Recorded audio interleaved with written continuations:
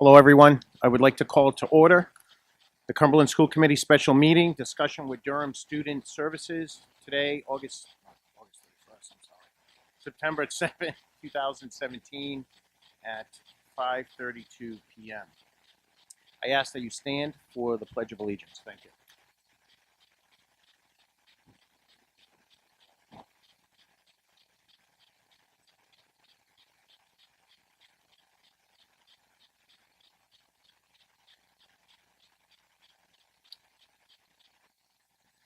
Thank you. Welcome.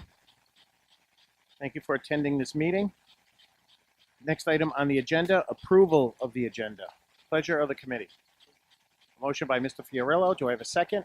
Second by Mr. Denon. All in favor? Ayes have it. Mike, are these microphones working? Okay. Next item on the agenda, discussion with Durham Student Services regarding bus routes and schedules for the 2017-2018 school year.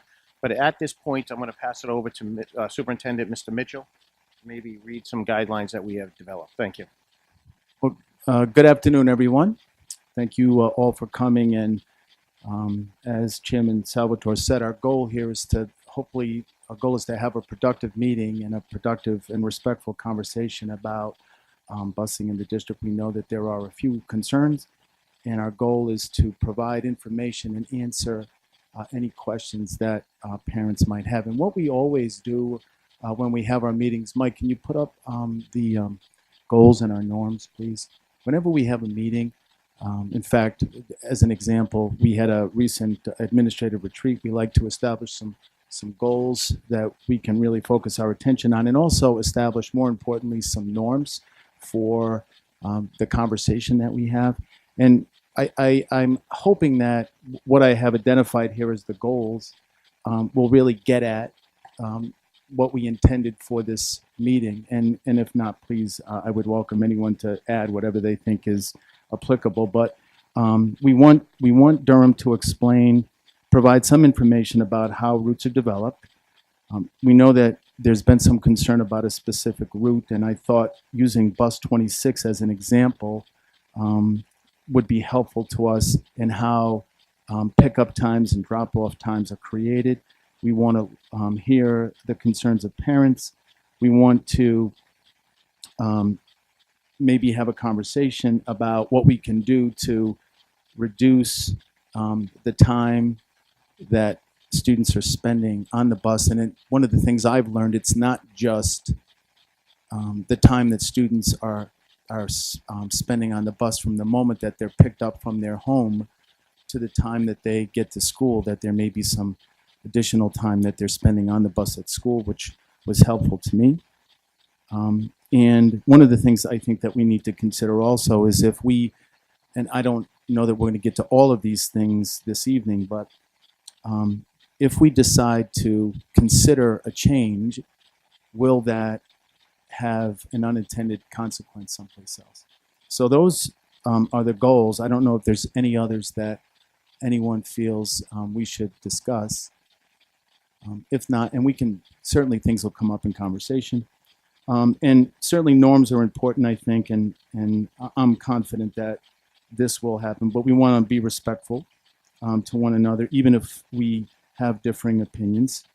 We want to share our specific positions in a respectful way. We want to provide an opportunity for everyone to speak. And we discuss this a lot in our administrative meetings. We don't want any one person to dominate the conversation. I don't know if there are any other norms that anyone would like to include here. Yes, sir. I definitely don't want to see any personal attacks on anyone. Well, that's, I think, where the word respect comes in, but your point is well taken. So I just thought maybe, we might need some notes to be taken. I set up an easel over here, and I might also be the note taker. And we want to respect everyone's time, so hopefully our time together will be efficient. I thought it would be a good idea to provide a little, just like an overview of the number of tiers that we have to transport our students to and from school. So I have some information here. Paul and Ann, if I'm wrong, please correct me. But based on the most recent information I have, we, as you may or may not know, we have 4 tiers of bus runs. There's the high school, which starts at 7:15, and those of you that know anything about me, that is a major league issue for me, because the start time for high school is way too early. It's actually unhealthy. But so we have one tier for high school students, and I believe the total number of buses that we use for that run are 23. Does that sound about right? There's a middle school run, and we use 20 buses for the middle school, 2 middle schools, and there are 36 buses used for the elementary schools, and there are 2 separate tiers. So we actually have 4 tiers of buses transporting students to and from school every day. 1 at the high school, 1 at the middle schools, and 2 at the elementary schools. And one of the things that I wanted to share with all of you, and I appreciate this, Durham has produced a document that provides information like this. When they give the specific school, the specific bus route, when students are picked up, or there is a designated pickup time and a designated drop-off time at the end of the day. But this document also provides the total distance from the pickup point to school, and it provides the total expected time that a student is supposed to be on the bus. So this is I think a pretty helpful document, and we'll make that available to folks. I don't know if we can certainly, I think there are 10 here or so. Ann, I think you may. Okay, so there are 12. We can certainly make them available. So with that, I'll put them out on one of the tables if you all want to grab one. And I think it's important to mention that, this certainly doesn't take things into account like traffic. And we know that there are going to be instances where there may be, unfortunately, an accident, or sometimes it's the weather. And one of the things I've learned over the last couple of years is that Mendon Road is like one of the top 2 or 3 most traveled roads in the state. So I'm not making excuses. That is a fact. So we have to contend with that.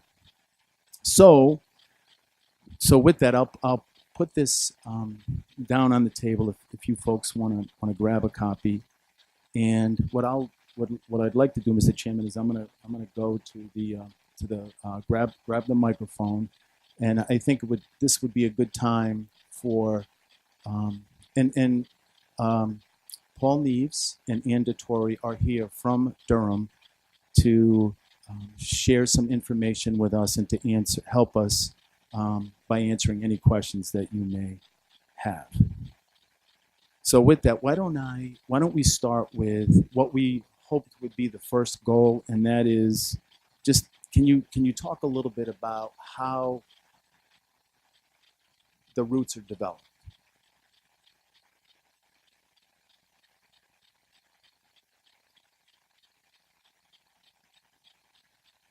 Thank you, Superintendent Mitchell.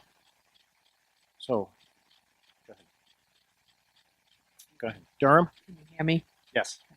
So each year, as you know, there's always changes that impact the changes on the route. And a lot of input is put in each year based on what happened the year before and the changes with either new developments, new families moving in, out-of-district students that ride on the regular ed buses have a massive impact on the routes.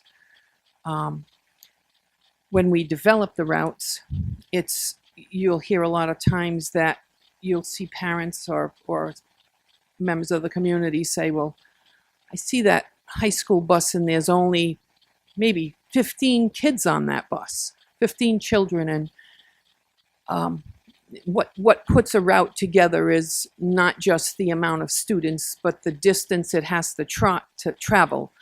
So it would be from point A would be the first, that's when the clock starts ticking. So if they've been to the high school and they leave the high school at 7:15, they have a transportation window that bus needs to stay within those guidelines of those minutes. Now, if they're going to the other end of town, it will take from the moment they leave the high school and the travel time to the first stop. So if there's for example, I'll keep it simple, a 30-minute window.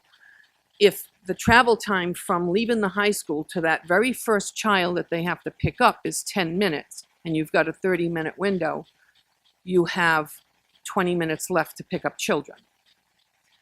And when you get to a certain point and you have to get to the middle school, you have to say, well, at what point do I have to make that time to get back to the middle school?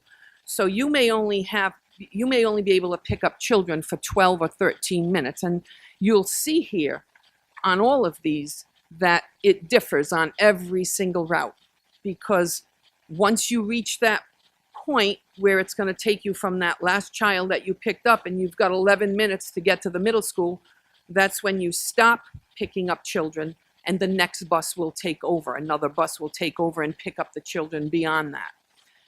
And once you've picked up all of the children, that determines how many buses will be at each school. And that's why you see the difference with every school, different amount of buses, different amount of children at each school, and different amount of travel time and transportation window. It's not an exact science. It's all computerized. I will tell you that. We can't control traffic, although we do try to account for the traffic and know that Mendon Road is one of the most heavily traveled roads in the state. It's unpredictable.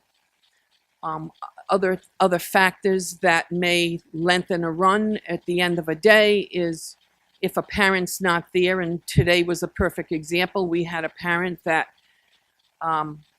was not at a bus stop but called and said she would go somewhere else. The bus driver says, well, I'll meet her at this next stop.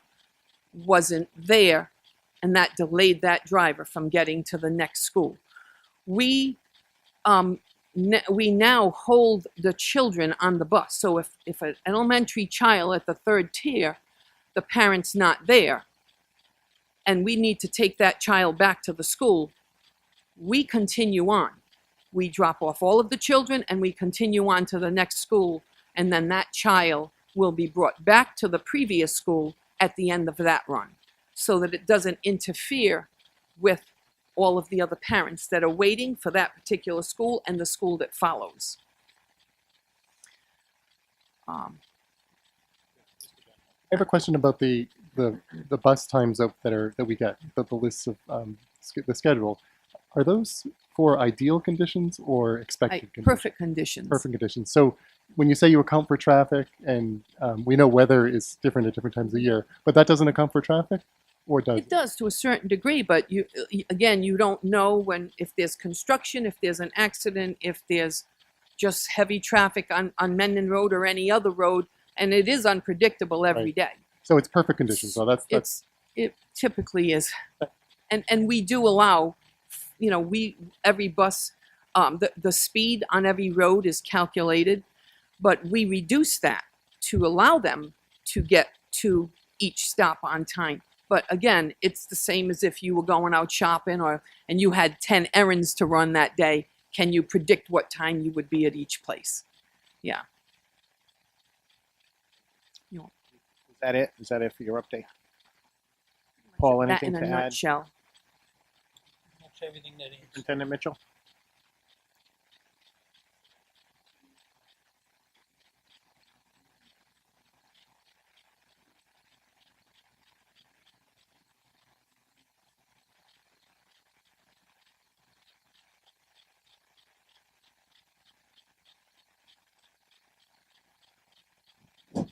All right, sorry. So The reason that we're using the mic, we don't need the microphone, but the reason that we're using it is we need to use it for the video, the televised viewing of this school committee meeting. So, okay, so thank you for that overview. I mean, as you can imagine, it's definitely not an exact science because there are things that happen that are out of our control. And just as an aside, we know that the construction on both Mendon Road and Diamond Hill Road, there's going to be some roundabout work, and there's also going to be some new water lines put in.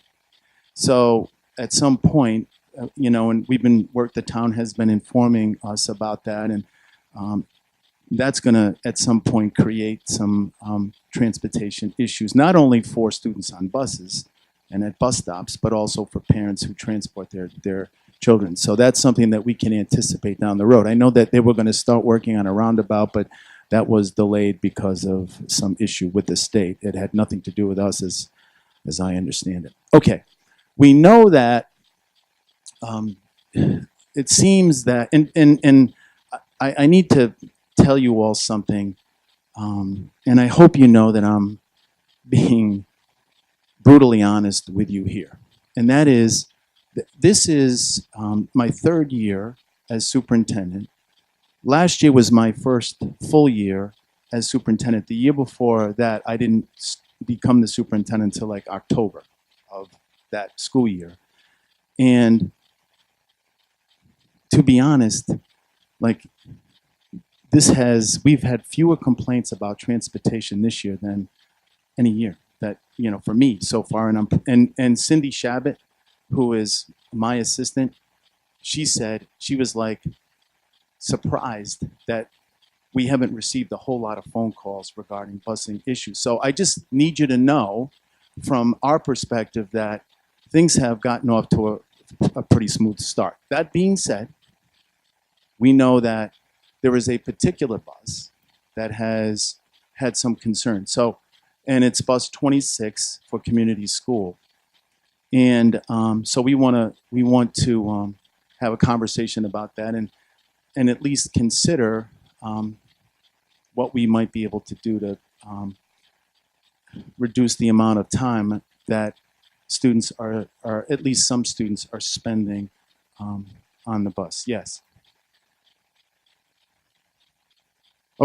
Okay, so bus, okay. So I just am using bus 26 as an example, but that's just an example. We can certainly talk about bus 19 at Ashton too. So I don't know, what is the best way to go here? Do you want to talk about bus 26 or do you want to hear from folks about what's the best way to? Superintendent Mitchell. Yes. Why don't we, you're doing a great job, maybe have any parent who wants to come up for public comment, but maybe keep it structured towards, if it's 26, we'll do 26, and then after then we'll do 19, and then after we'll do 14, Fine with do me. that. All right, great. Okay. Does anybody want to share their? So the next item on the agenda is public comment. So when you come up to the microphone, there's a sign-in sheet, state your name, your bus number, and the school in regards to you're talking about. Thank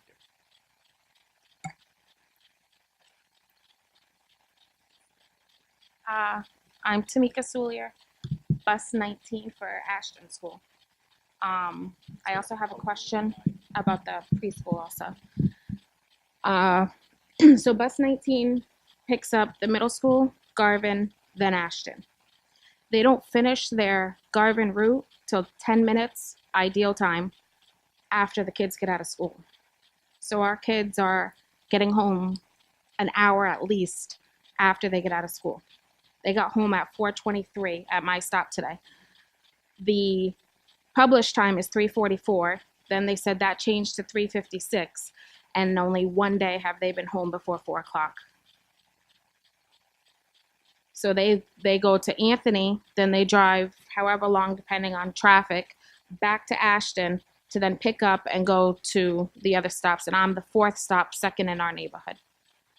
19 Bus 19 is one of the routes that we're working on, and we did have a conversation with the school committee that we wouldn't make any changes. We'd give it a chance to shake out a little bit and see what needed to be fixed, because we want to look at everything.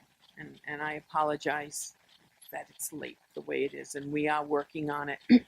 And we can make some minor changes right now, but we're looking at just exactly how many buses may be running the way 19 is. And then we want to make those corrections and have a one day on a Monday where we say, okay, this is what's changed, because we don't want to piecemeal it together. No, I know, but I know in an ideal situation, and I know that all the buses can't be there for when they get out at 3:25. But in an ideal situation, they're not out.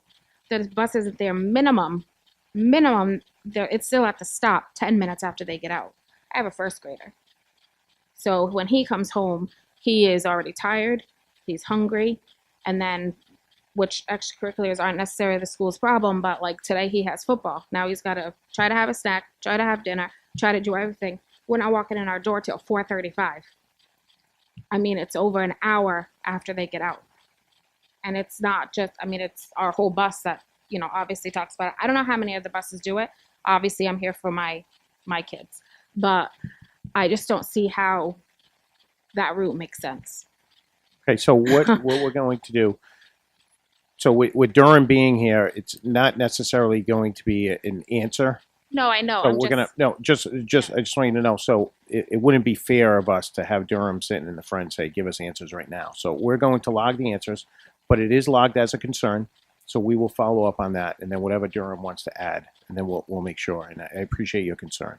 So I have one more question. Oh, absolutely, please. I have a go. daughter in the preschool. I don't know if it's anything going on at Ashton, because they're always trying to drop the kids off because they're getting there so late also, but they also come home. My estimated time for drop off is 3:50 to 3:55, and she came home at 4:10 and hasn't been home before 4 o'clock again. Then, which isn't a big deal because they don't get out till 3:40. But I don't know if it's Ashton holding up the preschool, so I don't know if it's all the preschool. I don't know. I know they pick up over here, they pick up over there. I know it's but again, she's not on the bus as long. But What's the sheet? 46. Could you make sure to put those two bus numbers down in there? Thank you. Chairman, I can actually address part of that pre-K issue. Neves, please.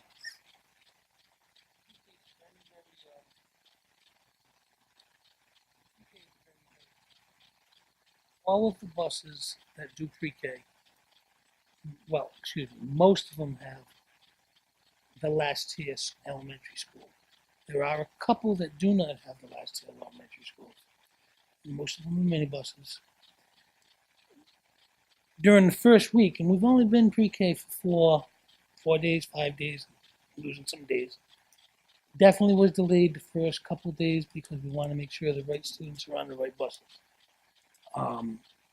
The buses, as Ann mentioned, if we get backed up at say the bus is going from Cumberland High School, as North Cumberland Middle School, then it does Cumberland Hill.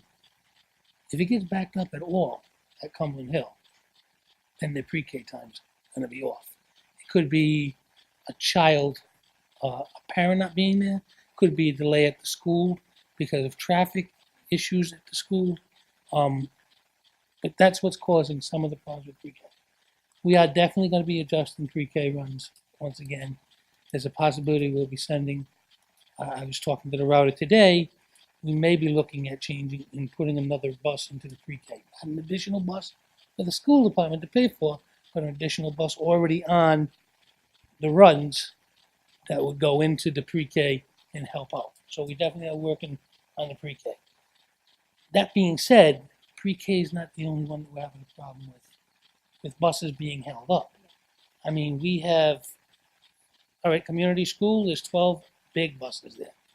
To load 12 big buses it's outstanding how well they're doing it right now. But they definitely are delayed at the school by what time the buses get there and we stage the buses. Because if you go to community school approximately at 3:30, you're probably going to see 6 to 7 buses sitting there waiting to get picked up, waiting to have scholars come on the bus. Then it takes time to load the buses. We will be going out. Members of the team are going to be going out to each of the elementary schools in the mornings and the afternoons.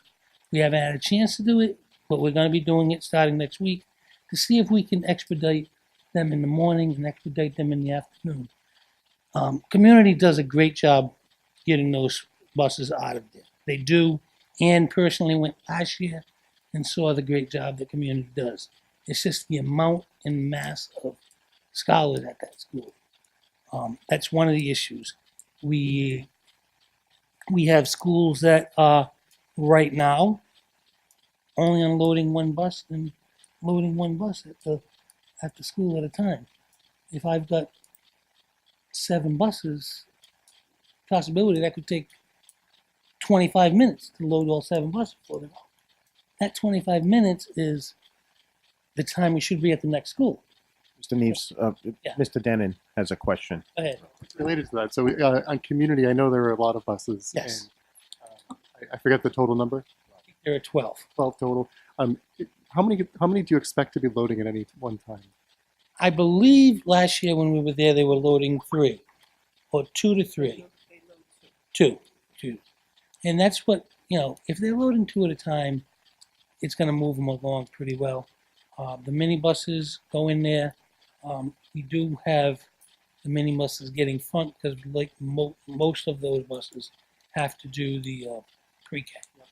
So Is there any way to be creative about the street and try to load more? Can you close the street down and load 4 at a time? probably somehow? would have to talk to the town on closing the street down. Well, I mean, but I think we're affecting a lot of kids. That's our biggest elementary school by far. Definitely is your biggest So element. anything we can do to help these kids get home before 4 would be welcome, I think. So I guess I'm just sort of thinking maybe irrationally, but I'd like us to explore those kind of solutions if we can't do it some other way.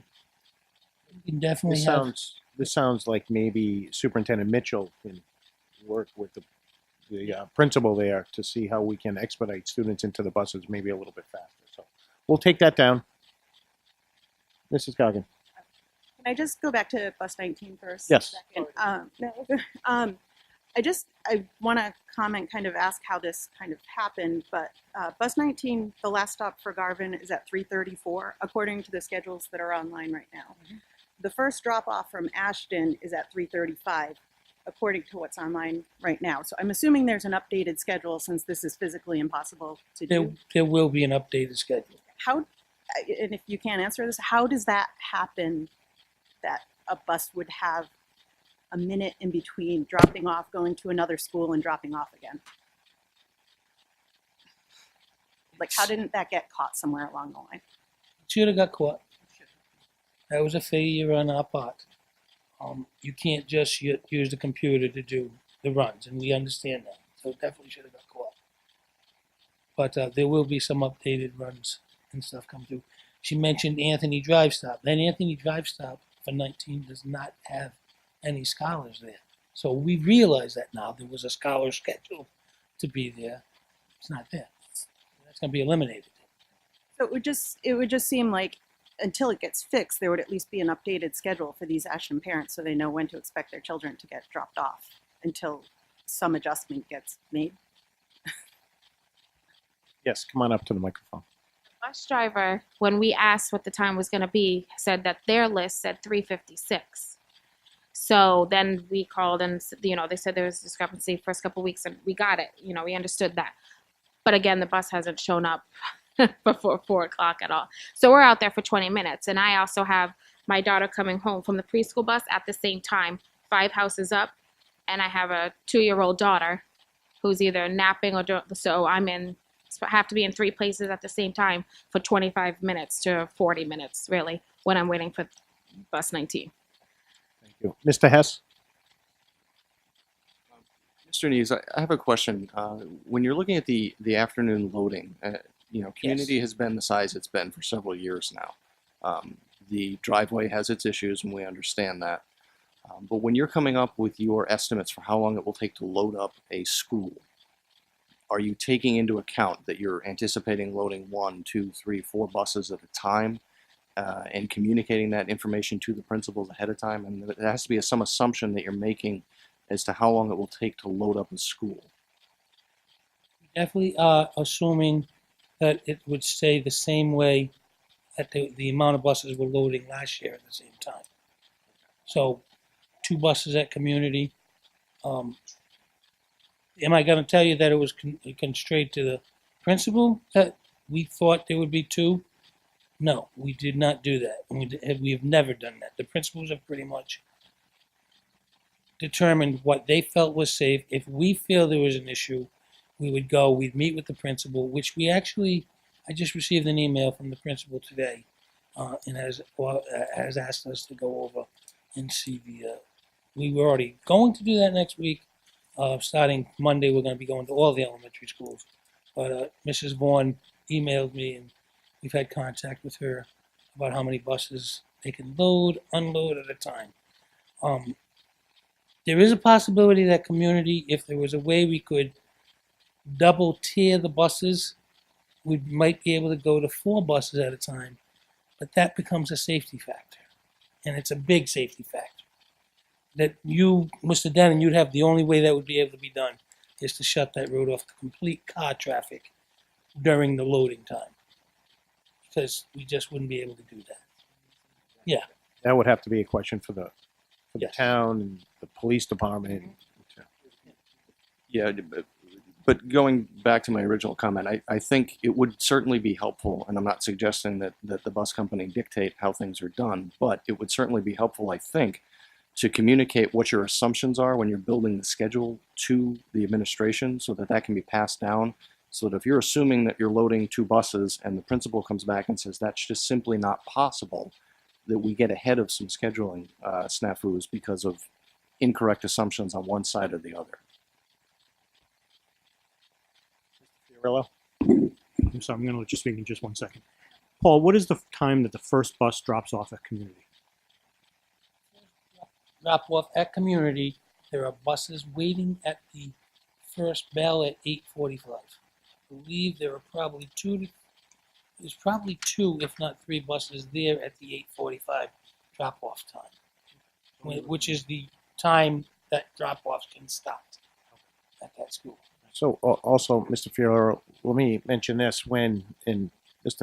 Neves, maybe you can touch base on this. When a bus gets into the area of the school, it is a geofence, correct? And that's approximately 50 feet around. So it logs automatically into your database. So that's how we're getting these times. Yes. Okay.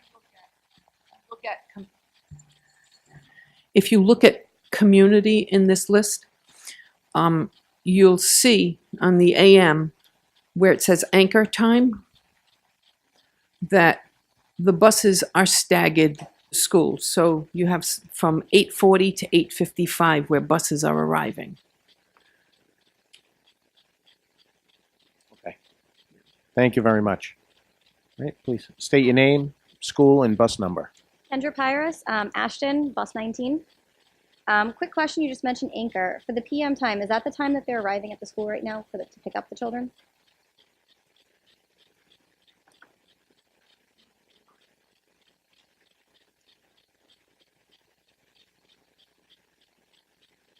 In the perfect world, that is the time they're going to be arriving at the school. Okay. So, in other words, looking at that then for the anchor time for Ashton for PM, no bus picks up at Ashton until 10 minutes after dismissal, according to this. So I just wanted to state that as well. And I apologize if any of this is repeated. I know Tamika had mentioned some of this too, and then one of you up here addressed a little bit of what I have in here. My daughter attends Ashton Elementary on bus 19. The posted schedule that parents have access to in the morning has a pickup time for my stop at 8:43. It's 20 minutes later than last year. A drop off at 3:49, only 2 minutes later than last year. We have less stops on the route this year. And all of that would be okay if it were actually happening and working. When they say the routes will be ironed out, I don't see it happening based on the bus route that is given to 19 this year. The bus my daughter rides on also goes to NCMS in Garvin. The first week, my daughter was picked up after school started at 9:05, and there were still 4 stops after her. The last few days, she's finally picked up at the scheduled time, and mind you, in the morning, there is never a bus monitor on the bus, but they're still arriving to school late. I understand she's not marked late, but she's missing instructional time and should be at school on time daily. I believe the 20 minutes later is because of being picked up in the morning reflects the switch of Rocky Crest neighborhood being picked up first, where they used to be last, and also that bus 19 is shared with NCMS in Garvin. I feel like it needs to be worked out for the morning so that all students can arrive to school on time. Aside from that, not just arriving to school late every day, my daughter sits at school for 20 minutes every day after dismissal waiting for her bus. We have a scheduled drop-off time of 3:49, but the times on regular school days, not early release, have been 4:30, 4:15, 4 o'clock, 4:23, and 4:18. A classmate of my daughter's has a sister in the Ashton preschool, and they get dismissed at 3:40. The other day, her preschooler arrived home before her sister, who had been dismissed at 3:25. And this is the reason why a lot of people on the Ashton route right now are deciding to pick up their children, because they have places to be and after-school activities to be at 4:30 and 5 o'clock that they're not making. These times are not going to be ironed out unless buses are changed. A bus going to an early elementary school should not also be going to a late elementary school. Bus 19 in particular picks up at NCMS and has a scheduled last drop-off time of 3:02, 7 minutes after Garvin is already dismissed. Then they have to drive and pick up at Garvin. The last drop-off time for Garvin for bus 19 is 3:34, 9 minutes after Ashton has been dismissed. Now that bus needs to get to Ashton. The schedule on our drop-off time says 3:49, and that is never going to be possible with 5 stops before ours, and the bus doesn't even get to school until 3:40, 3:45 at the earliest. Meanwhile, we have bus 39 from Ashton. Their last drop-off scheduled time is 3:40 at Cumberland Crossings, while all the other kids are still waiting at school for a bus. I had originally written on here that it would make more sense for Rocky Crest neighborhood to take that bus, since they're close by, and keep 19 for behind the high school in the New Clark area. I did see, however, that bus 39 has 64 students on it after looking at this, but bus 36 has only 19 students, and bus 36 is picking up Forestdale, which is behind Seabra. They take 2 stops on New Clark Road, which is in our neighborhood, and they're completely split. So if 36 would take Rocky Crest, which is all the way down across House of Pizza, which is near Forestdale, makes more sense to chunk them together and put New Clark Road back on bus 19 when bus 19 drives by those 2 stops every single day, because that's the way they leave the neighborhood. As a suggestion, buses that are scheduled for early elementary schools could easily come from Cumberland High School, with any of the Cumberland High School extra buses heading towards late elementary schools, while the middle school buses could then focus on just going to the late elementary schools. So I just wanted to kind of voice the opinion on that and maybe give a few suggestions after looking at the bus routes of what some of them are doing. I just don't feel the times are ever going to be ironed out if one bus is doing north plus an early elementary and plus a late elementary with it. Excuse me, what? So, Yes. excellent. Yeah, thank you. Can you give that copy to Paul? Sure. Yeah, Mr. Neves, please. Thank you. Hello, welcome. Hi, Melissa Bouvier, also bus 19. My son is the second to the last stop. Would you mind also signing in? Oh, sure. He is the second to the last stop. Today he arrived home at 4:25. And again, the schedule time is supposed to be 3:55. The bus driver informed me last week it was changed to 4:07. But today, 4:25, I haven't seen him before then. One day, he came at 4:10. Every other day, it's been 4:25, 4:30. Last Wednesday, first day of school, I'm a teacher in another district. I get it. First day of school was 4:40. I called the bus company. I couldn't get anyone. I called the school and was informed that the bus left the school at 3:55, which was the time he was scheduled to be home. The only on the first day. That was on the first day. that was on the first day. It is the first day of school, so I get it. No, I understand. Okay. I get it. But the only suggestion I have is my son is in the 3rd grade. This is his 4th year taking the bus. This has never happened before. If we went back to the route the way it was, might solve a problem. Okay. So we have bus 19 down. Yep. Thank you very much. I appreciate it. Anyone else? My name is Jeff Coleman. My son and daughter. My son currently goes to community school. My son and daughter's been there. you know, What bus number are we talking about? bus 26. 26. So Okay. first, I want to thank everybody for your hard work. I know Thank you. everybody, I appreciate everybody focusing on this, all your time, you know. And I do want to say, you know, to the point of the first week. And then also, this when you year- get a chance, please sign in too. Yep, Just will wanna do. Make sure. Thank you. The first week was much smoother than I've seen in the past. So again, kudos to everybody. You know, I know shuffling this amount of children around is not an easy task, and you know, working with everyone in the community, all of us, and those, all the others, I appreciate. Having said that, you know, I guess the questions I have are primarily that last year, same routes, seemingly. My son was picked up, I have the exact times, but it went from 8:14 in the morning, it moved to 8:01. So there's a 13, 14 minute more earlier pickup. And in the afternoon, it moved from 4:05 to roughly 4:21. So there's another 15 minutes that's been added to the morning and the afternoon. And I guess the first question I have, and could be to be answered later, is what's the rationale for that? Why is that an extra half hour? I guess the second point, I understand that we're at the end of the route. Bus 26, where I live is on Brill Lane. I'm not sure you can get much further from community. So I get the fact that I think it's evidenced by the 8.6 miles. So it's a long route. Having said that, my son is roughly on the bus for an hour in the morning and an hour in the afternoon. Now that includes the time at the school, as I understand. So the bus may not be traveling. So I guess my question then becomes, he's sitting on the bus at the school. Has that changed? Is there something that can be optimized there? And I think you spoke a little bit to getting on and off the buses and the time they're sitting there in queue. And that may contribute to it. I guess as a suggestion, and again, I'd be curious to hear opinions. My son tends to be I'm pretty certain the first one picked up in the morning, the last one roughly. I think he's third to last in the afternoon. I could be a little off. What is the implications or possibility of inverting one of the routes? Meaning, as we all know from Star Trek, the needs of the many outweigh the needs of the few. But in our case, it's my son, and trust me, I get it. It isn't all equal.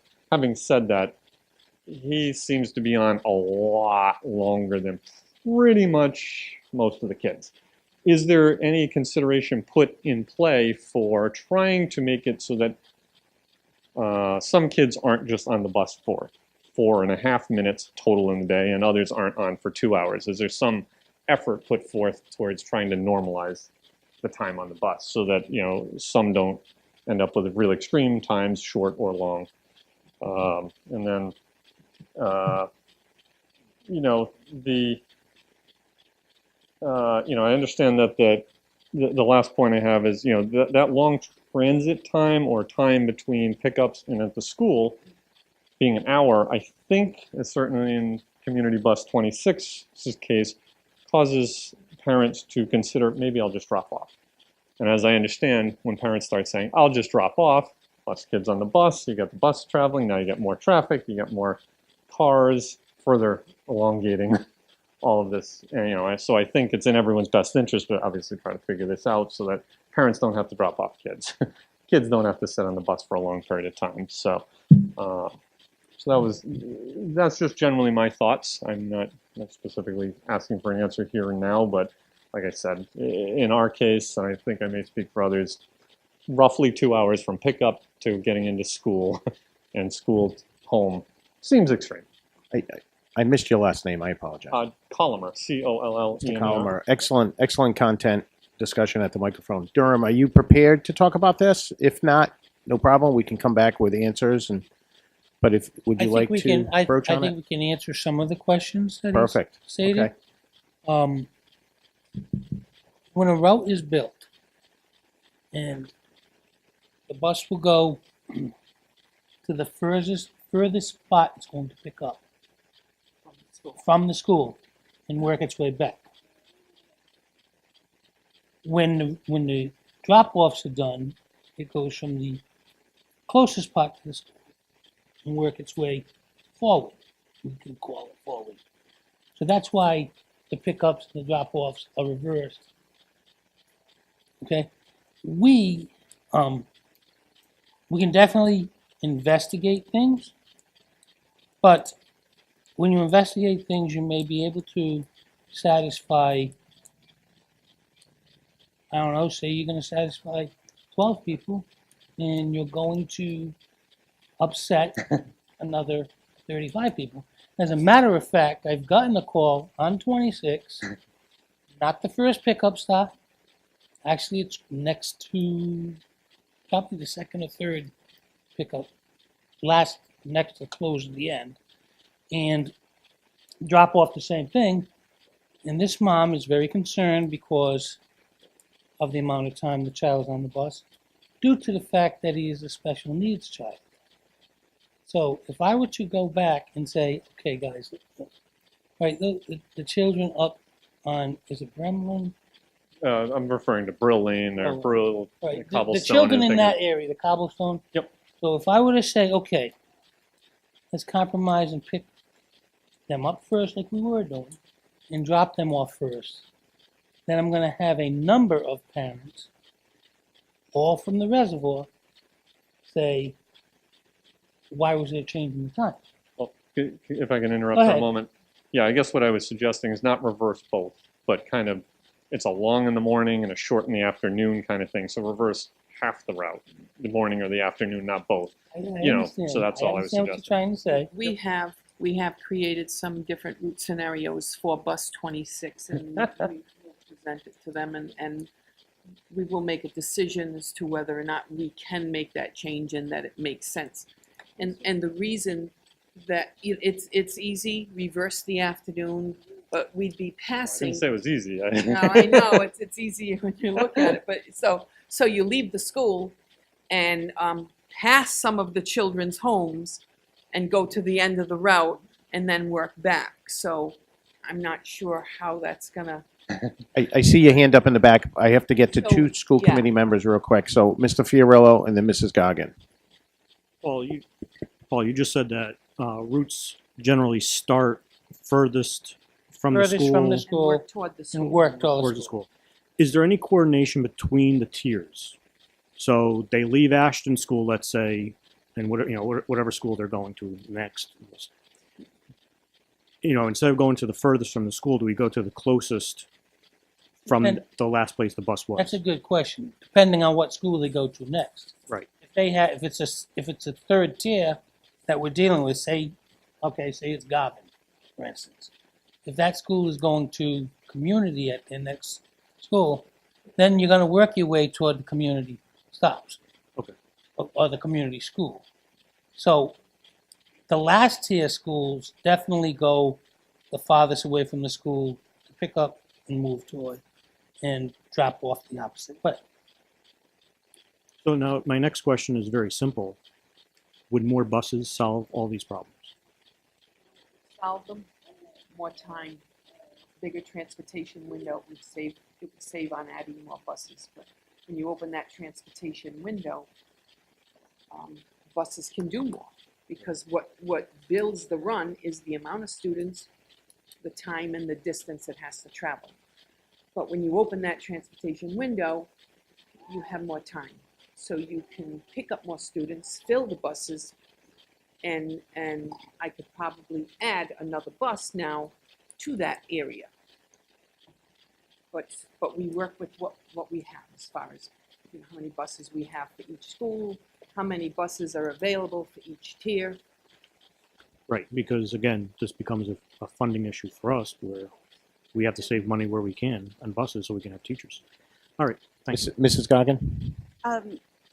You brought up another parent calling that's on that route, and I'm curious why you did, because looking at those routes, it seems that this would either have reversing the route would have no effect on that child, or possibly even benefit that child.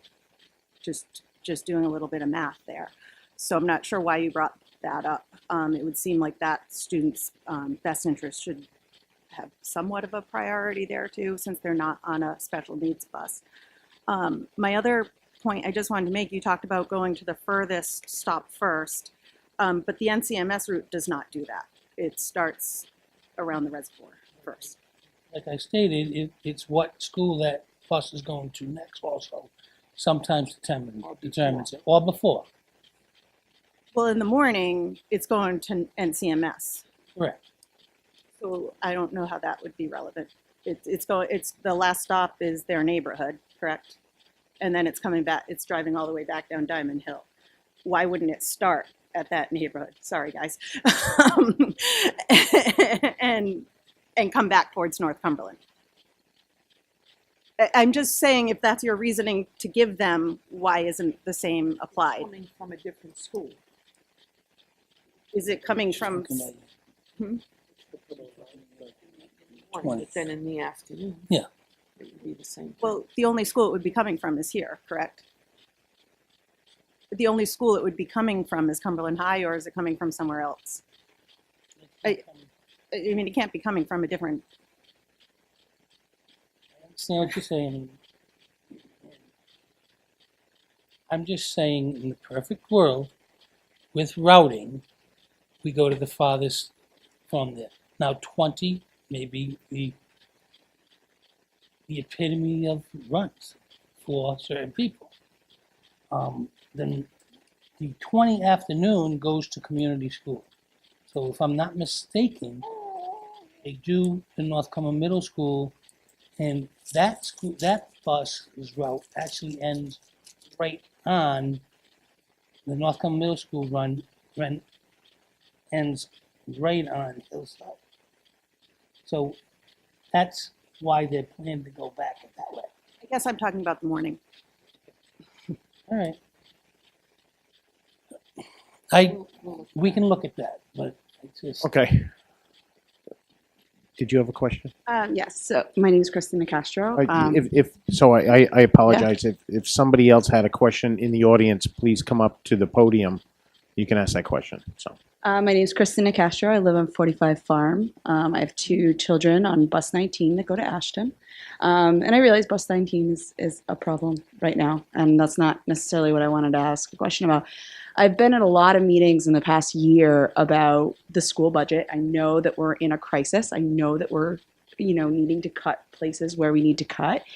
I also know that this is a service that you have said to our school department that you can do.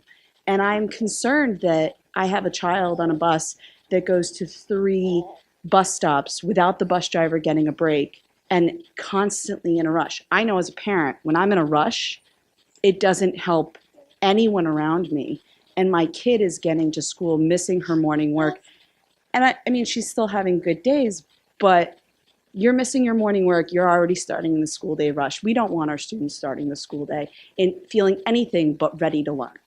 And if you're offering this service and you see three bus routes that this bus driver has to make in a very, very short amount of time with a lot of traffic in Cumberland, we've talked about the traffic in Cumberland, I'm having a hard time sitting here listening to kind of what you can and cannot do when you've offered a service. I'd ask you that you rethink adding a school bus or doing something because you haven't been able to offer the service you promised. Adding a school bus would not be Durham's decision. It would be the school committee and the superintendent's decision in regards to funding and what it costs for that bus.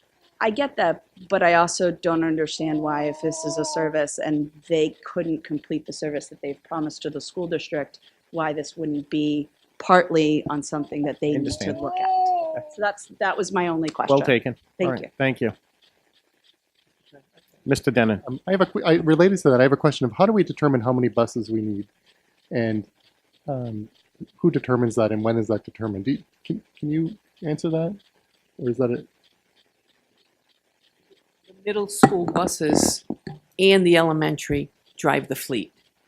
So, at the high school, you may not need as many buses at the high school because of ridership, but we base it on the school that needs the most buses is the total amount of buses that we utilize.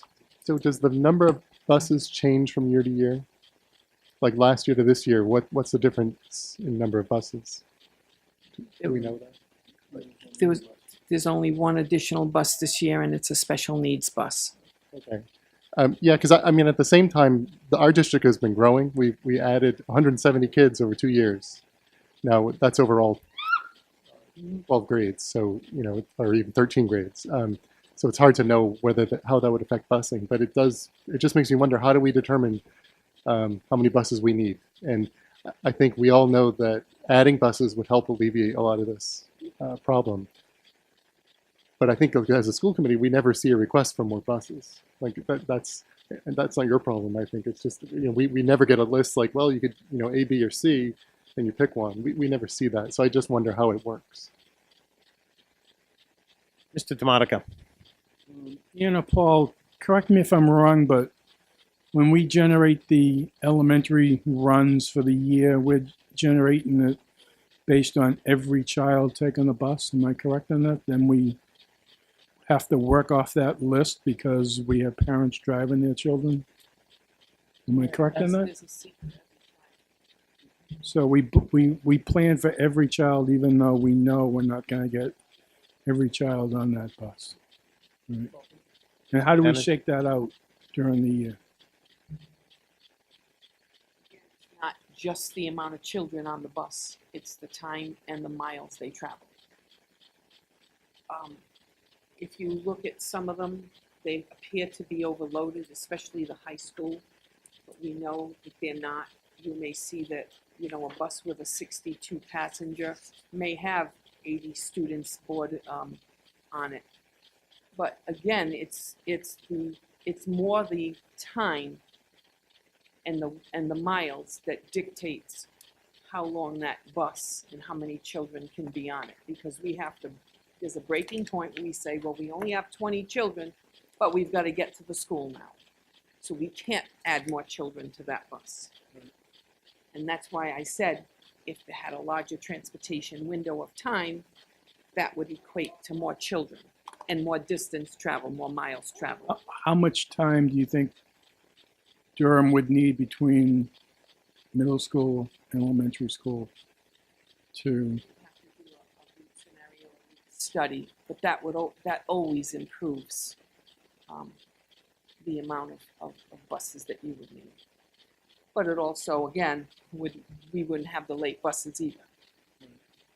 The other question is with the new police station, because I keep on hearing Garvin buses, with the new police station that's going to go on High Street there, do we have any contingency plans in place yet with the town or the police department to get the school buses out of Garvin when this construction starts?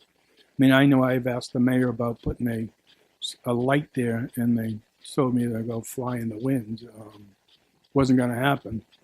But do we have a contingency plan for this? Because I see trouble with construction workers parking and trying to get buses out of that building.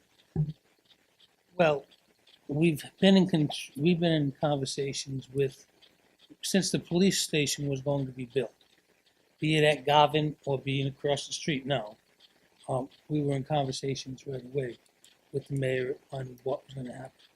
Positive move is it's not as close to Garvin as it originally was going to be, because construction would have been a complete nightmare with the building being built, with school being run, if the building was being where it was originally. Looking at the plans, the new driveway to get into this facility is closer to the driveway that exits that out comes of out of Garvin. Garvin has always been one of our issues. The one egress out of Garvin is very difficult with the parents and everything. The major plan we would have loved to have happen, if they were putting the police station at Garvin, we were going to look to see if they could put a drop off in the front of Garvin for the buses, not for the cars. You'd come in front, there'd be a little circular driveway. The issue with that is all the buses would basically have to go. The only way the traffic would keep flowing is if all the buses would have to go right. We would have bit the bullet on that and said, okay, we'll do that, and we'll just get them back around the way we need to. That's not gonna happen. The funding for that might have been able to be put under the police station if it was on the Garvin property, well, in the Garvin right there. But that's gone by the wayside. It just can't happen. But we definitely are in communication with the mayor's office on all of the construction. When the idea of the turnabouts came, or roundabouts came, we were in discussion with them on when it was gonna happen, what's the time frame for it, even the water pipes coming in.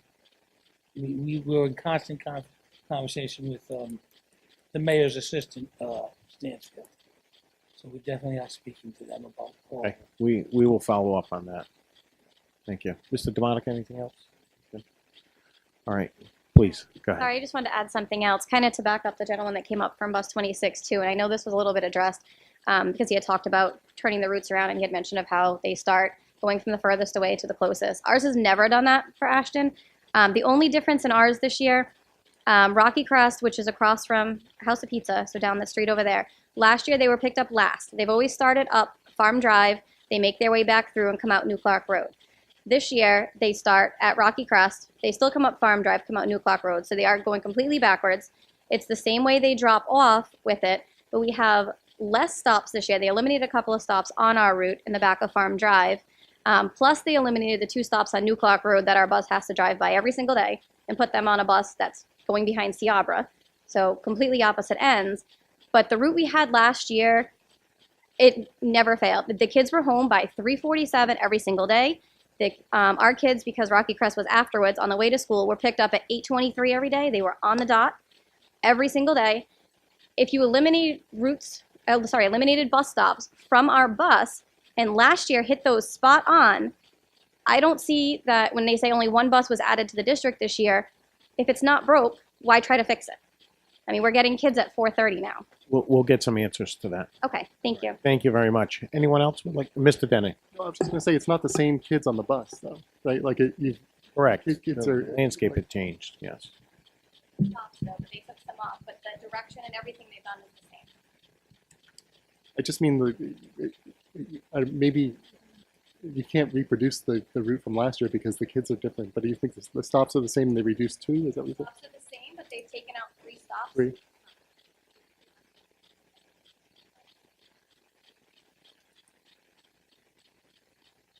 Hello, Kelly Piatti, Community, Bus 26. So I'd like to address a couple things. One is the neighborhood has actually been complaining about this exact route for 30 years, and it has never been fixed. That's number one. We have people children have grown up, people who have lived there since birth, who have had issues with this route that are my age now, and their children are taking this bus. So I'm a little disappointed that we came here today and you don't even know where bus 26 is coming from because you're stating North Cumberland Middle School. Meanwhile, it's coming from McCourt, where this has been an issue for this long. That's number one. Number two, we have not asked. I've been in this town for 3 years now. I actually grew up here, but I've been here 3 years with my children taking bus 26. We have not asked to completely reverse the route and pass stops because logically and logistics, that does not make sense. Agreed.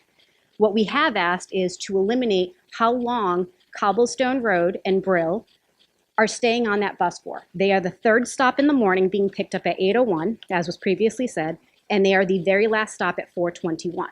What's not included here on your anchor time in the evening is we are actually the first bus that leaves the school. School ends at 3:25. They are called down as the first bus, and they are out the door as the first bus. There is no bus in front. We've had multiple excuses given to us. We can't switch the route because they'll get stuck behind a bus. Not accurate. There's no bus ahead of them. We can't switch the bus route because it would add time. But if you clearly look at the anchor times, distance in the morning is 8.6 miles and it's a 42-minute ride. In the evening, but based on the switch in the route, it's a 48-minute ride, which again is inaccurate because it says anchor time is 3:40, but it's really, let's say 3:30, give the kids 5 minutes to get on that bus. It's 10.4 miles. So by not doing the route that you're doing in the morning, minus a couple of the stops like Edaway and, Thomas Layton, Diamond Hill Road, the ones you're passing on the way up to Cobblestone, it's 48 minutes. You've added an additional 5 minutes to the route by not starting where you started in the morning.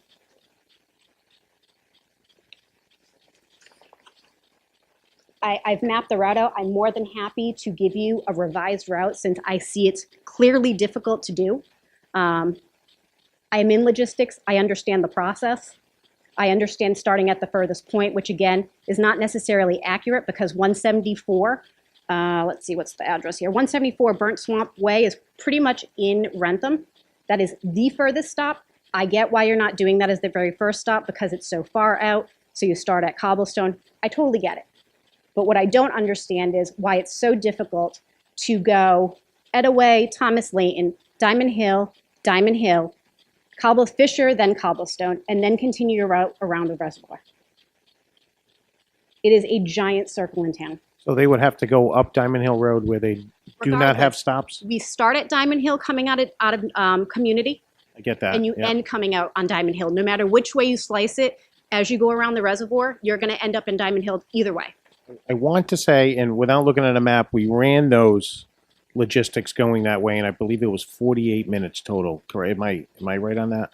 And the Currently original 48. route was 42 minutes. The morning route. There was a 4-minute difference. It's currently 48. That's our route today. And that's not accurate because we are the first bus out of the gate in the evening. Again, no disrespect. Is Mm-hmm. it 48 from when your child is getting on the bus In until the evening from Community back home. back to your doorstep? This says 48. That's actually not accurate because they are the first bus on. So where it says 3:40, add 10 minutes to that because that's how long they're actually on the bus for. And in the mornings, they're picked up so early that they actually sit at the school for 6 to 7 minutes every single morning waiting to get off for 8:45. I don't know if that's necessarily a busing issue. I apologize. I can see you in the audience making gestures, and I'm just trying to clearly understand the question. So they're sitting on the bus or they're sitting in the classroom? On the bus in the morning. Okay, I apologize. I Yep. was looking at something here. On the bus. So being picked up at 8:01, granted, and we are the first stop in the morning, if I'm not mistaken, or Hannah Drive is actually the first in the morning. But 8:01 is how long, when they first get onto the bus from Cobblestone and make their way, they get to school 6 to 7 minutes in advance. I have a 5th grader. She took her phone out. She timed the whole ride. Okay, so let's try to understand it. So Yep. when the bus arrives at Community, what is the proper protocol to empty that bus out with the students into the school?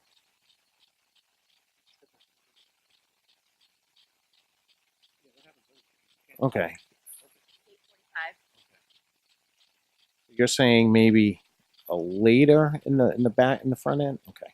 And I think our neighborhood would be happy if we were the last stop in the morning to get picked up so that we drive in or however that works. We're not saying we want the shortest route both directions. We know that's not possible, and we know that there's other kids that will suffer. We're saying our children are sitting on the bus for close to an hour back and forth. So it's unfair no matter which way you look at it for our kids, and there are kids on the bus that are on there for 10, 15 minutes both ways. We're just asking that the route be looked at and share the burden. Okay. Yeah, fair enough. I agree. Thank you. Thank you very much. Mr. Chairman. Mr. DeMonica. Get that list to Mr. Neves that you just did, because if you're in, well, I mean, you said you're in logistics, so you've come up with a plan. That I would like him to get. Hello. Hi, I'm Mary Ellen Abramick, and I'm also, well, my kids are also on bus 26 going to Community. And I'm actually the mom of the special needs child that they were discussing earlier. I'm actually the 8th bus stop, not the 3rd bus stop. So if they reverse the route, it wouldn't really have any effect. That would be fine too. My issue is that I moved here about 5 years ago onto Reservoir Road. I was down on Aborn Avenue earlier. I have 2 kids in high school. I have 1 in middle, and I have 2 in elementary. So I've been, we've been on the bus for years and years and years throughout Cumberland. I mean, overall, we've had great experiences, great drivers, great monitors. I mean, been very blessed with that, I have to say. They've been very good. 2 of my boys have special needs. One of them kind of lost his diagnosis, so we're happy about that. But needless to say, my 5th grader has autism. Now, about 3 years ago, they asked us if we wouldn't mind not using the smaller bus because he was going to be on it for over an hour. Could he handle the big bus? And I thought that he could, and he's been doing great. And that was fine. They were getting home around 3:40. That was before all the time changes in the schools and everything. Well, then the bus time changed to, 3:50 in the afternoon. He was still doing okay with that, and that's fine. Well, now this year, it went to 4:08, and obviously it hasn't been on time. It's been all over the place. That's 17 minutes later. He's coming home, having meltdowns. He's having a meltdown because he's having to sit in the hallway quietly. They have to sit silently or quietly in the hallway until at least 3:40 before they're even getting onto the bus or they're loading on the bus at that time. He's getting home, he's melting down. It's been a complete distraction for him all around the park. I can pick him up, certain times. I'm actually a substitute too in Cumberland and Woonsocket. So when that picks up, I can't pick him up all the time. I picked him up a couple times this week, and I have to be honest. I mean, I've never seen so many cars picking up at Community. And most of the parents I've spoken to are saying it's because of busing. There's so many busing issues and busing problems. They're coming late, they're not coming on time, the kids are getting to school late. My specific problem is that, I did take him off the smaller bus. I'm not asking for anything, out of the ordinary or extra or special for him. I did say no to the smaller bus, and it benefited the bus company, us, the school department. It's less money, and I get that. However, it's not fair to him when he's not getting that bus to be on the other bus for this, long amount of time, and it's coming at different times. The first week of school, I always go out to the bus quite a bit early. I was out at the bus stop almost at the normal time that it used to come last year, just to be safe, and it came, at 3:50 yesterday. Today, it was back to the normal time again. I don't even know what time to go out there anymore. I've actually been picking up at the first bus stop sometimes on Reservoir Road because I don't want them on the bus that long. My first grader's complaining, which, I kind of tell her, you know what, you can tolerate it, it's okay. I don't think it's okay for my fifth grader to be having to deal with this, with the issues that he has. I've been very compliant with the bus company in the past. I haven't really had any major issues. Summer school was a disaster for the busing this summer. That's another story. I won't get into that. However, I don't think the bus route right now is working. I think something needs to be fixed. It's not, we're not obviously the first family or, to complain about this route. And there's been a lot of issues with it. So I'm really hoping that, they can take care of something. I mean, I spoke with you the other day, very nice, and I really hope there can be some changes made. But I really think something needs to be done, and I don't really think it's fair, not just to my child, but all the children on the bus, and all the children in the school district that aren't getting to school on time, and parents that are having to pick up and make other arrangements. I mean, this is something that is supposed to be supplied to us, that we're paying taxes for. And, with the dynamic that's happening now, it's really not, it's not working, it's not effective, and it's not good for the kids. Thank you. Thank you very much. Anyone else?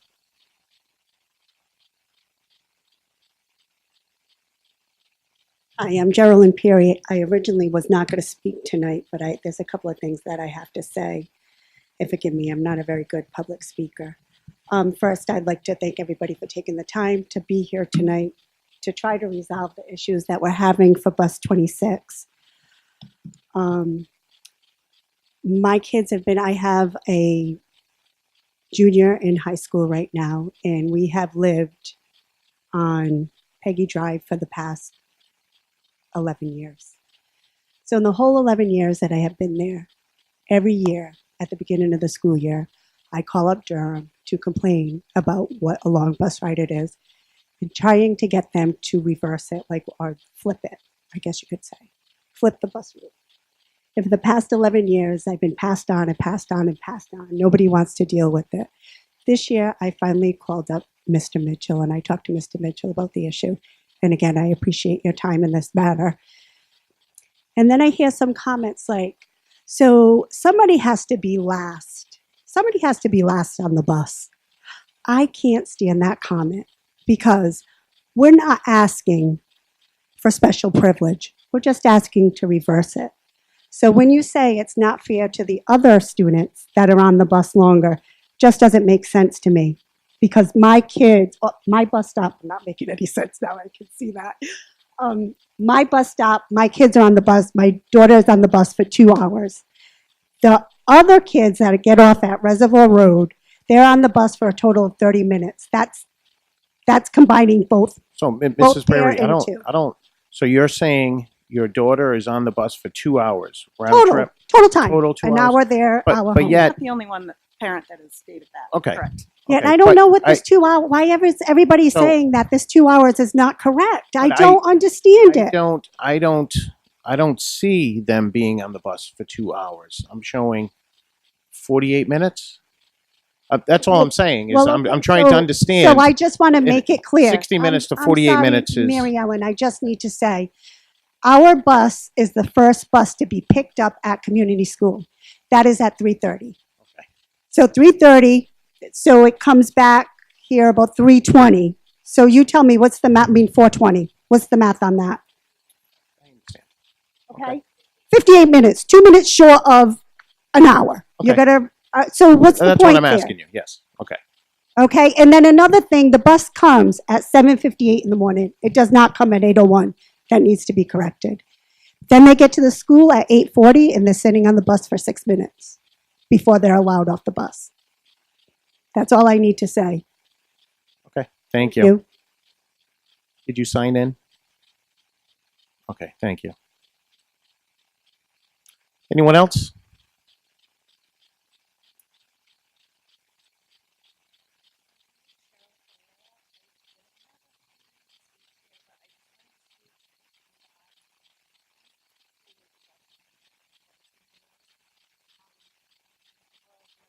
Route, can you hear me?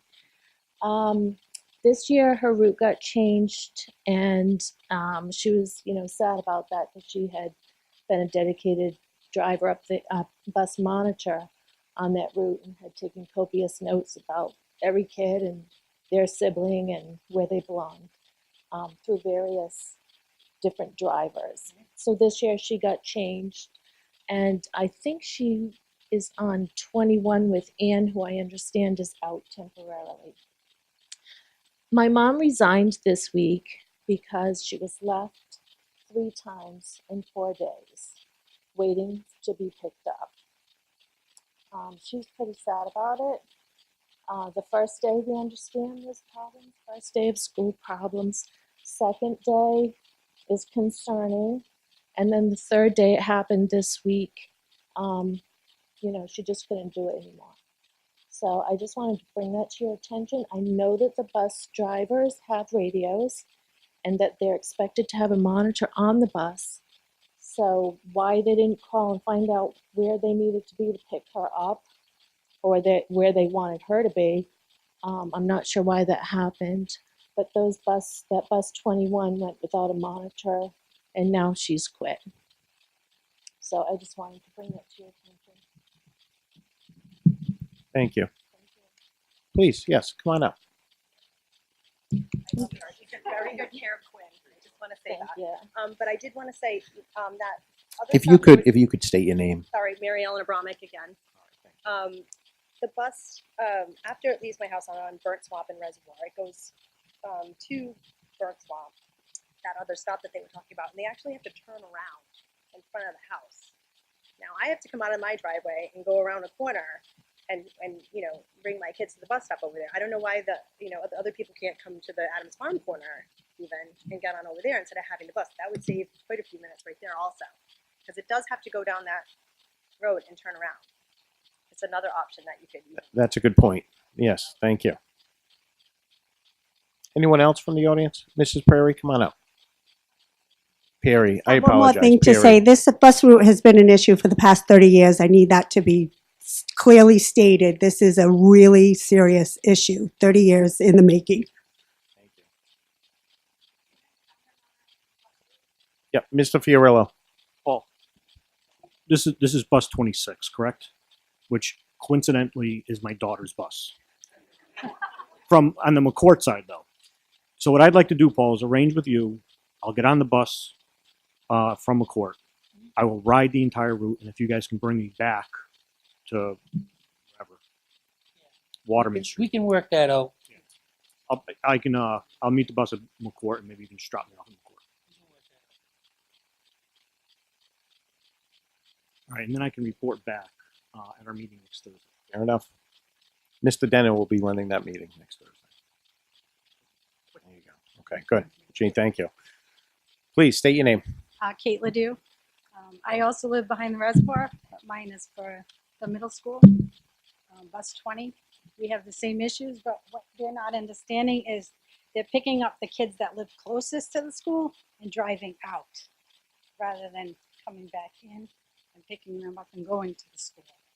So that's one of the reasons why the kids are on the bus longer. I'm sorry. Can I say something to that? Because I also have another daughter that's on your bus. Yeah, I have they Come on come up. around the Go same ahead. way. I Each have- time, it's one route. Whether they come around this way or they go that way, it's gonna be the same amount of time.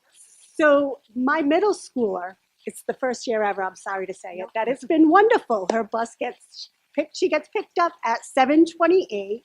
She gets dropped off at 3 o'clock. It's beautiful. I love it, but it's not fair Mine is to the 20 people. minutes earlier this year, Right. 7:11.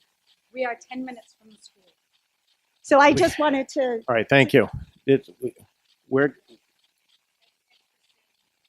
Bus 20. But it's just for the school. thank you. Please come on up. Tamika Sulier again. What's the policy on bus monitors for the elementary school? Durham, would you like to? Monitors are actually provided by the school department. Or Mr. Yeah, I'm sorry. Superintendent Mitchell, did you want to touch base on this?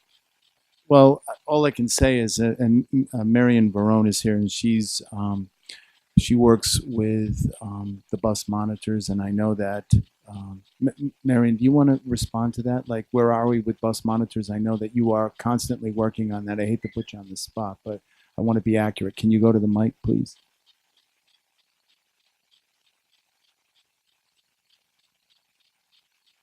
First of all, it's Rhode Island state law that we have bus monitors in the elementary schools. Just elementaries is all that's required. So right now, we've lost about 6 bus monitors this year, which was a big blow to us. And we've been able to hire 3. Then we've had another resignation. So right now, I'm looking at the need for 3 full-time bus monitors and 2 morning monitors. Now, we've been working for about 6 to 8 weeks trying to interview people. It's difficult. A lot of people do not want to work an hour and a half in the morning, hour and a half in the afternoon for the pay salary that they receive. So it's very difficult. But we are working on that, and I'm hoping by October 1st that we can have all of the buses filled. And we continually work every day to try and accomplish that. Thank you. Mr. Fiorillo. Paul, when your drivers, go to pick up a bus monitor and the bus monitor's not there, and maybe the bus monitor hasn't called into Marianne yet, do they notify you? Do they have two-way radios on the buses? They will radio into us that they're riding solo. And what, if anything, can be done about that? From your end, probably not that There much. are times that we can take monitors that we have for some of our other contracts, and we're able to put on those buses if those monitors are available, and if the timing works out where they can get picked up at whatever spot they need to get picked up. If it's a critical route and we feel that definitely means it may be a troubled bus, it may be a bus that's in high traffic, we will take a monitor from one of our other contracts and place them on that bus. But it depends on the needs. We can't always do it though. Is there a difference between bus monitors and bus aids? Yes. Bus aids would basically be your minibus assistants, which means they've gone through. They work for you, correct? Yes. All of your minibus monitors, aids, for Cumberland schools are our employees. The large bus monitors are your employees. And when Ann mentioned critical runs, every run is critical and should have a monitor. We understand that. But if you've got kindergarten students, especially, that are, have to be crossed on Diamond Hill Road or Menon Road, those are the runs we're definitely going to put a monitor on as much as we can. If there's no monitor from the school. I believe I asked for this in the past. I'm not sure if I ever got the information. But I'd really like to see hard numbers of what it would cost if we were to turn the monitors over to Durham.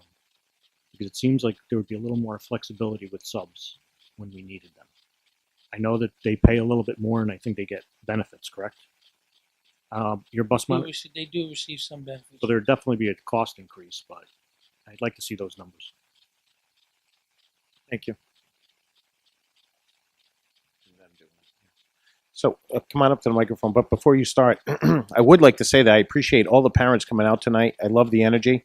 And make sure you come out at budget time, right? When we're at the town, I get everybody's name. And we do other stuff as well. You can come visit Mr. Bill Dennon running the meeting next week. So, all right, go ahead. State your Kelly Velizik. My children are on bus 20. One of my concerns is the bus monitor. And what school? What school? Community. I'm lucky enough that my son, who is a kindergartner, gets on with my 5th grader. So she holds his hand and walks across the street. But there is no bus monitor. And she will clearly tell you that going down Little Pound County, people will just go by the sign. So people are crossing and there's no monitor. I drive Mendon Road every morning. I go from North Cumberland to J.H. Lynch, and I drive Mendon Road. And I watched bus 19 this week. Kids in elementary school cross Mendon Road without a monitor, and it scared the life out of me because I see how they drive on Mendon Road, and I'll hear the brakes because they come around the corner, and these kids are crossing by themselves, and it's not safe at all. So maybe we can alert the police on this one to have some morning presence over there to maybe kind of set a standard for some of the drivers. Let's make that one a priority right away. Yeah, I mean, Mendon Road, bus agree. 19, they're crossing right. I mean, over by St. Joseph's, all that. They come across, people come around the corner. I'll personally call the chief on this one. I agree. Yeah. Thank you. Anyone else? Okay. Mr. Mitchell, any closing statements here? I know we're pushing on the time. Oh, Mr. Fiorillo, I apologize. Go ahead. Paul, what are black boxes? Black boxes. The contract specifically mentions black boxes and video cameras. What does that actually mean? Contract states, and I could not find that part of the contract. It's actually in the bid from 2005 that you actually signed as a school committee person. Black boxes would actually be the box that the video camera is put in. It's the GPS. No, they mean the one with the hard drive goes in. Actually, the new cameras, the hard drive is a lot smaller. The number that is in that bid, and I am not sure, I 6. think it was 6 randomly placed. We Right. definitely have those 6 on buses because when we find a bus that has some issues, either students, Are they on the bus or are they watching the traffic? no, these are on buses, watching the students, watching the bus driver's behavior, watching issues like that. They do not watch the traffic. Now, there is a company that does the traffic ones. We wouldn't recommend that because they're not defendable in court. Even if they get pictures and videos of them going by reds or the flashing reds, it's not defendable in court. They can't issue tickets. Now, Mr. DeMonic, I think there's a great conversation for the next school safety committee meeting to have the police department involved to see what their experience has been, what information they have. in addition to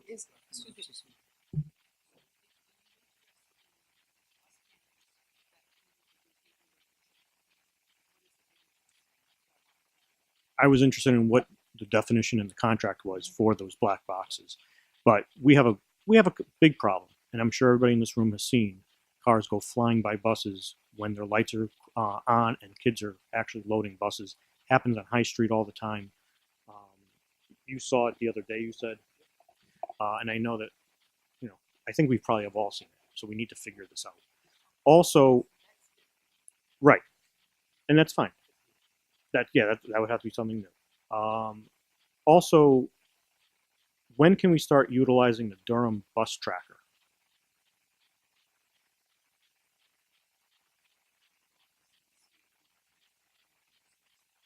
Okay, because I was at your website and it says that it's at no cost to the district, to the parents, to nobody. So I'd like to get that happening so that parents can actually see when their kids' buses are running late, that we can actually, take account. Great.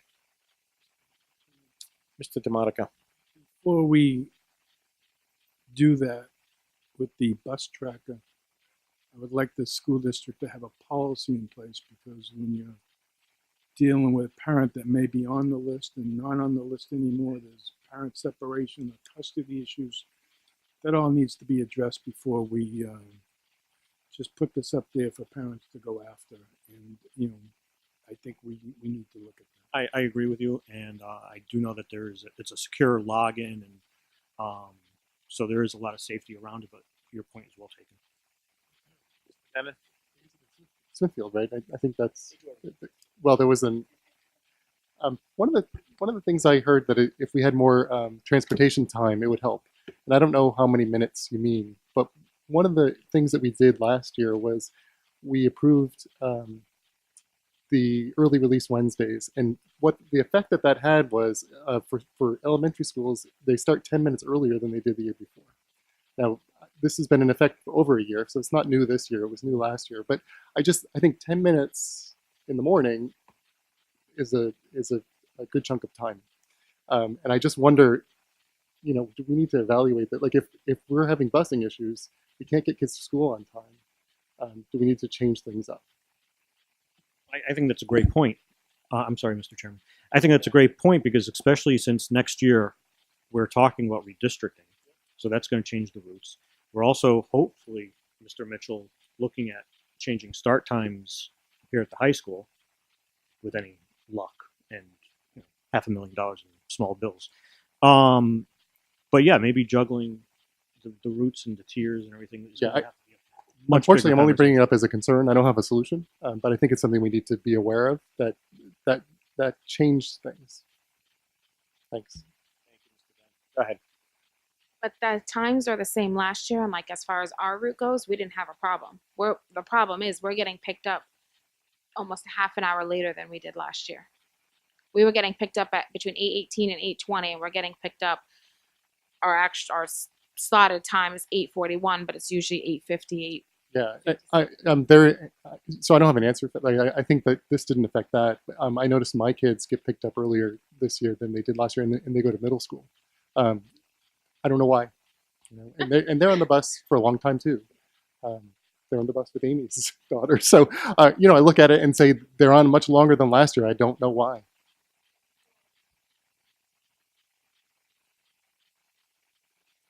Our problem is in the morning. They actually have a technical shorter bus time. They're picked up it's supposed to be 28 minutes later, but they don't get to school on time. So they're getting picked up at like 8:50, and then they're not getting to school on time because of the 20 minutes later. So like we said, last year was the perfect route. Yeah. They got picked up at 8:20 and they came home at 3:40, and yep. Somewhere along the way that got all messed up. So I think we need some evaluation of when students are getting to school and if they're getting to school on time, because I think we can't have them getting to school after the school bell rings. We just can't. So I don't know how we do that. A report. Yeah. Yes, report for what time every single bus got to the school since the first day. That's great. I think everybody understands that the first few days there are bugs to work out, you know, so I don't know if we want to just start it either this week or next week. Like, you know, everybody knows that, you know, we have time to work with. So thanks. Thank you, Mr. Denon. Bill, Jeff Collimer again. Bill, to that point, I'm curious to know with regards to community school, should that be looked at too, how long they're sitting at the bus? I don't know whether I still am unclear whether that's Durham's responsibility or the school's responsibility if they sit there for 15 minutes. So they're getting there too early. So I think we need to evaluate that as part of the route evaluation. Yes, we do plan on some of them to be there early and know that they have to sit because there's 13 buses if you count the special ed. So it's going to take a certain amount of time to get them all unloaded and have them enter the school on time. So that is kind of planned that some have to get there and sit, and we apologize for that, but it takes a certain amount of time to unload them.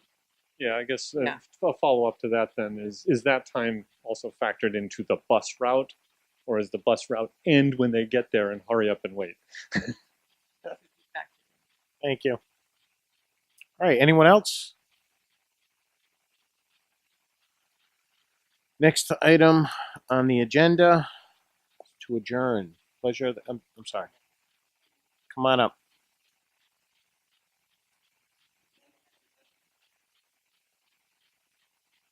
So there are some bus routes at community school that are quite a bit shorter than 26.